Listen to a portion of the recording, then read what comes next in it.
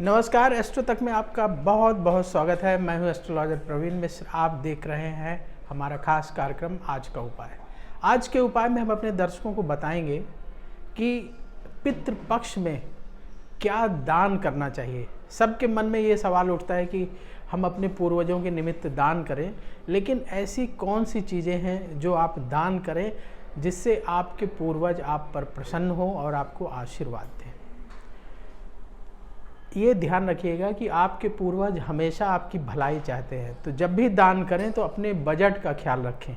ये नहीं कि आपको लोन लेकर के दान करना है, तो अपने बजट का ख्याल रख के जितनी आपकी क्षमता है उस हिसाब से दान करना है, क्योंकि आपके पूर्वज हमेशा आपकी खुशी और आपकी उन्नति चाहते हैं।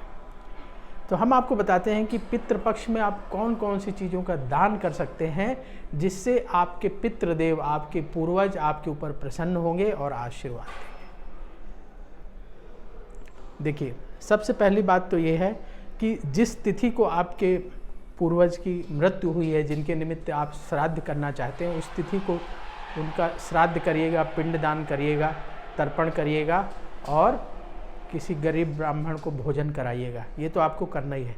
इसके अलावा आप क्या दान करें वो हम आपको बता रहे हैं, वो सबसे इम्पॉर्टेंट चीज़ है। देखिए, यदि आपकी क्षमता है, यदि आपके पास भगवान ने धन दिया है, ईश्वर की कृपा है, तो पितृपक्ष में गाय के दान का बहुत बड़ा महत्व है। तो यदि आप गाय का दान कर सकते हैं तो किसी गरीब ब्राह्मण को, किसी गौशाला में या किसी ऐसे आदमी को जो ज़रूरतमंद हो, उसे एक अच्छी गाय जो दूध देती हो, जिसका बछड़ा हो, तो ऐसी दूध देने वाली गाय का दान आप पितृपक्ष में करेंगे और उनके नाम से करेंगे जिनके निमित्त आप श्राद्ध कर रहे हैं, जिनके निमित्त आप पितृपक्ष में ये दान कर रहे हैं। तो उनको स्मरण करके उनके निमित्त गाय का दान करेंगे तो बहुत शुभ रहेगा। शास्त्रों में बताया गया है कि गौ दान करने से, खास करके पितृपक्ष में जो लोग दान करते हैं उनको विशेष रूप से पितरों का आशीर्वाद मिलता है और उनके जीवन में जो भी परेशानियां हैं सब दूर होती हैं, क्योंकि आप सब जानते हैं कि गौ माता में बहुत सारे देवी देवताओं का वास होता है। तो आप एक गाय दान कर सकते हैं पितृपक्ष में। लेकिन यदि आपका बजट ज़्यादा नहीं है तो परेशान होने की ज़रूरत नहीं है कि हमारा बजट नहीं है, हम कैसे गाय दान करें, गाय महंगी हो सकती है। तो बिल्कुल परेशान ना हो, आपको कुछ ऐसी चीज़ें भी बताएंगे जो बहुत कम बजट में आप कर सकते हैं और अपने पितरों को प्रसन्न कर सकते हैं। दूसरा चीज़ है घी का दान। तो गाय का घी बाज़ार में आपको मिल जाएगा, तो कम से कम 1 किलो घी, ज़्यादा आप जितना ले लें वो आपके बजट के ऊपर है, आपकी क्षमता के ऊपर है। कम से कम 1 किलो घी। अगर मान लीजिए 1 किलो घी खरीदने की भी क्षमता नहीं है तो आधा किलो ले लीजिए, बट बहुत कम मत लीजिएगा, क्योंकि क्वांटिटी थोड़ा ज़्यादा रहे तो जिसको आप दान में देंगे वो ज़्यादा समय तक उसको इस्तेमाल करेगा, उससे उसको फ़ायदा होगा, तो आपको भी फ़ायदा होगा और आपके पितृदेव, आपके पूर्वज प्रसन्न होंगे और आशीर्वाद देंगे। तो गाय के घी का दान आप कर सकते हैं। गाय का घी आपको मिल जाएगा, बाज़ार में मिलता है, तो अच्छी क्वालिटी का गाय का घी ले लें और अपने पितरों को याद करके, अपने पूर्वज को याद करके आप गाय का घी किसी गरीब ब्राह्मण को दान करें, किसी ज़रूरतमंद को दान दें, तो आपके लिए बहुत शुभ रहेगा। इससे आपके जीवन में धन को लेकर के जो कमी है वो दूर होगी, पैसा आपके पास आने लगेगा। तो गाय के घी का दान कर सकते हैं। और क्या दान कर सकते हैं जिससे पितरों का आशीर्वाद आपको मिले? आप खाने पीने की चीज़ें दान कर सकते हैं, जैसे चावल, आटा, दाल, नमक। नमक बहुत महत्वपूर्ण चीज़ है। तो जब भी दान करें तो जैसे चावल कोशिश करें कि 3 किलो, 4 किलो या 5 किलो चावल, जितनी आपकी श्रद्धा हो, जितना आपका बजट हो। हम तो कहेंगे कम से कम 5 किलो चावल, 10 किलो आटा और 1 नमक का पैकेट और कम से कम 2-3 किलो दाल। इतना यदि आप करें तो अच्छा रहेगा। क्वांटिटी ज़्यादा रखिए। यदि ज़्यादा करने की क्षमता नहीं है तो आप 5 किलो आटा, 2 किलो चावल, 1 किलो दाल, 1 पैकेट नमक, इस तरीके से करके थोड़ा सा अच्छी क्वांटिटी रखेंगे तो बहुत बढ़िया रहेगा।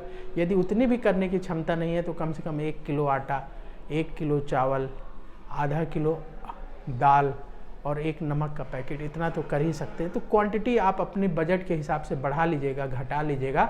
और खाने पीने की चीज़, जो कच्चा सामान है, कच्चा भोजन है, वो आप दान करिए। देखिए, दान हमें वही करना चाहिए जो हम खुद इस्तेमाल करते हैं। बाज़ार में आप जाते हैं तो दुकान वाले पूछते हैं किस चीज़ के लिए चाहिए, अपने खाने के लिए या दान करने के लिए। जैसे ही आपने कहा दान करने के लिए, तो सबसे घटिया क्वालिटी का सामान, सस्ता सामान आपको दिखाना शुरू कर देते हैं। नहीं, जो आप इस्तेमाल करते हैं, मान लीजिए आप बढ़िया क्वालिटी का चावल खाते हैं तो उसी तरीके का चावल करना है दान। अगर आप दाल खाते हैं अच्छी क्वालिटी की तो वही दाल करनी है। जो आप आटा इस्तेमाल करते हैं, तो जो आप अपने दैनिक जीवन में इस्तेमाल करते हैं वही तो आप अपने पूर्वजों को अर्पित करेंगे। तो इसलिए जो आप इस्तेमाल करते हैं वही चीज़ आप अर्पित करेंगे, तो आपके पितृदेव आप पर प्रसन्न होंगे कि आपने उनकी रिस्पेक्ट के लिए बढ़िया क्वालिटी का अनाज दान किया है। तो इस तरीके से आप दान कर सकते हैं खाने पीने की चीज़ें। नमक का दान बहुत महत्वपूर्ण है, तो इसलिए जो भी खाने पीने की चीज़ें दान करें उसमें नमक अवश्य शामिल कर लीजिएगा, क्योंकि नमक का बड़ा महत्व बताया गया है पितृपक्ष में दान का। तो ये 3 चीज़ें हमने बताई। इन 3 चीज़ों में सबसे ज़्यादा जो कम खर्च होगा वो खाने पीने की चीज़ों के दान में होगा। तो आप आटा, चावल, दाल, नमक, और यदि चाहें तो सब्जी भी उसमें शामिल कर सकते हैं। आलू की सब्जी ले लीजिए और जो आपका मन करे वो कर लीजिए, तो आप कर सकते हैं। मान लीजिए कि आप बहुत बिजी लाइफ जी रहे हैं। आजकल जो बड़े शहरों में रहते हैं, मेट्रो सिटीज़ में रहते हैं, उनके पास इतना समय नहीं होता कि इस तरीके से वो दान कर सकें।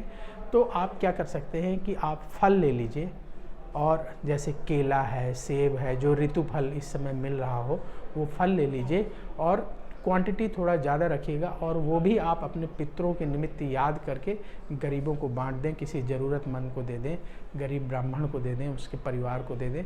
तो थोड़ा ज़्यादा क्वांटिटी में आप फल का दान भी कर सकते हैं, यदि आपके पास समय नहीं है ज़्यादा चीज़ें खरीदने का।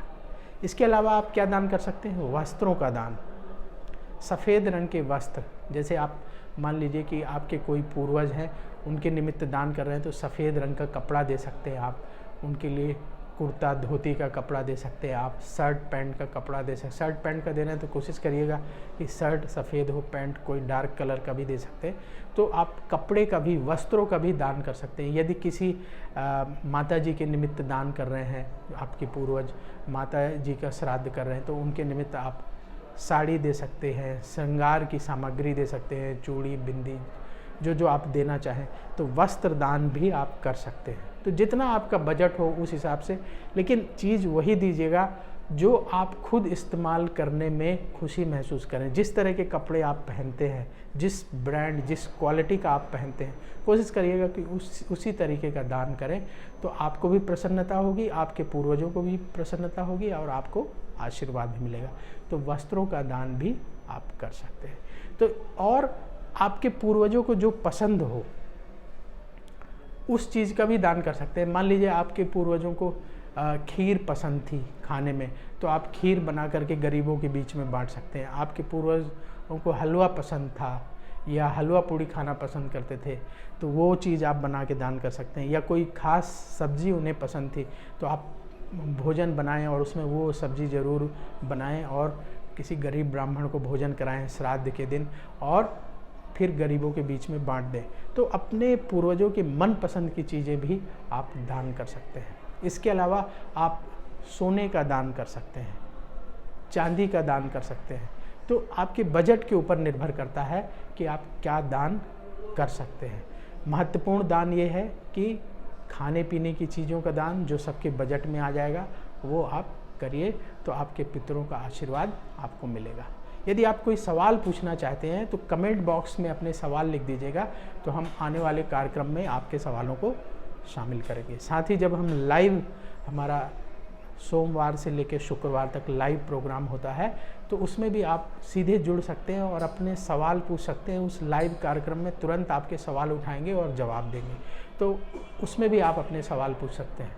तो आपके लिए बहुत सारे अवसर हैं अपने सवाल पूछने का। सवाल पूछिए और लाभ उठाइए। एस्ट्रो तक में आज बस इतना ही। कल फिर होगी आपसे मुलाकात। नमस्कार। जय श्री कृष्ण।